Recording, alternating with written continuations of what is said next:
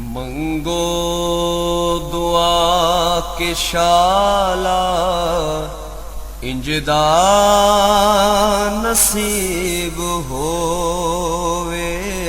मंगो दुआ के शाला इंजदा नसीब होवे। जद आवे मौत मैनू जद आ।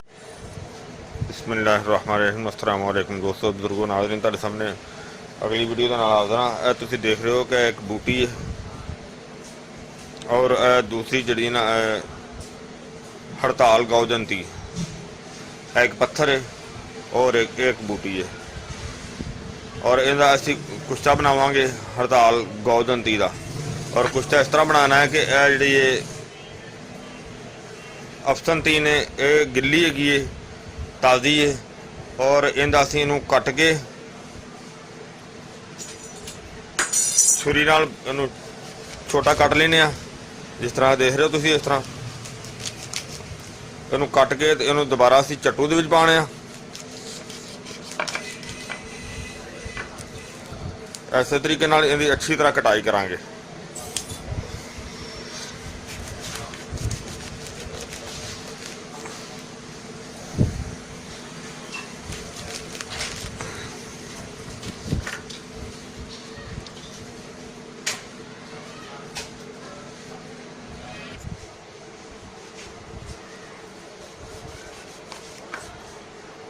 इहदे नाल हड़ताल का कुश्ता बनाया जाएगा। जिस तरह कि इनू असीं हुण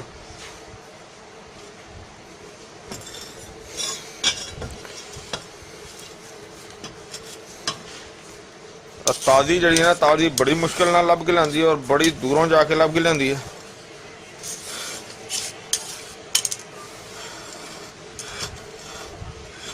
और हुण असीं इहदी कुटाई करने चंगी तरह, इहनूं बिल्कुल बरीक करने।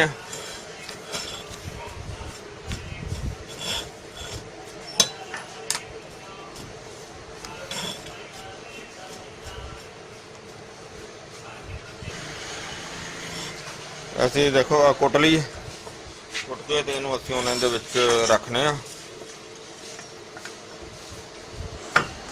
इहदे विच विछा दिंदे आ।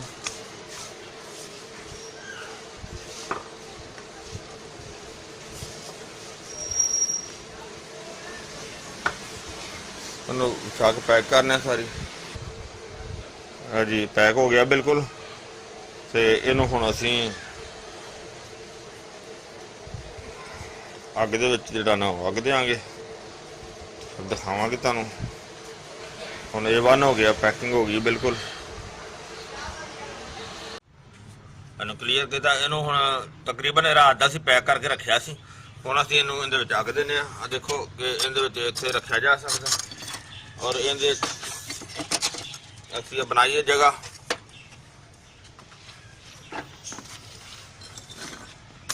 और हुण इहनूं जनाब इत्थे यानी कि देखो इहदे विच इस तरह बड़े बेहतरीन हो जाएगा।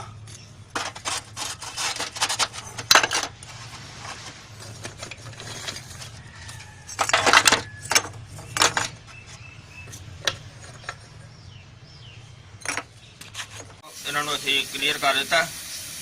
चूल्हा चल रहा हुण बड़ा जबरदस्त और अग फुल जी ना सिलेंडर चल रहा। और ये कम काफ़ी ज़्यादा टाइम सानू देना पेगा। तो इंशाल्लाह अल्लाह के हुक्म नाल बेहतर तो बेहतर चीज़ निकलेगी। और अग नूं जिहड़ा है ना ये मिस, यानी कि जो भी चीज़ रखी जाती ना अग वो हिसाब नाल दित्ती जाती। बहरहाल इहनूं अग जिहड़ी ना वो ज़्यादा दित्ती जाएगी ताकि ये बेहतर ते साफ ते अच्छी चीज़ निकले। और इंशाल्लाह अच्छी चीज़ निकलेगी। बहरहाल अग का प्रोसीजर हुण थोड़ा जिहा लंबा है, तो फिलहाल असीं इहनूं अग जारी रखांगे इंशाल्लाह।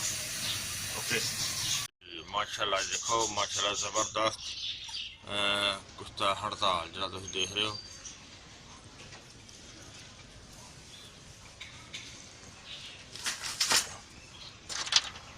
जबरदस्त माशाल्लाह। देखो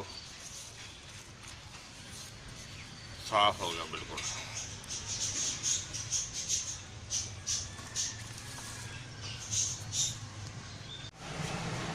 देखो कुश्ता गोल्डन की कुश्ता है वो असी माशाल्लाह बिल्कुल तैयार कर लिया। ये 1 हो गया देखो। और इसनों जनाब बहुत ज़्यादा जगह तो इस्तेमाल किया जाता है, यानी कि ये बिल्कुल सस्ता है, सारिया चीज़ों नालों ये सस्ता है। और ये काफ़ी जगह तो इस्तेमाल भी किया जाता है, यानी कि इनू अगर बुखार जड़ा हुण मैं बनाया है ये बुखार से भी काम करता है। अगर इनू इन्नी खुराक दे नाल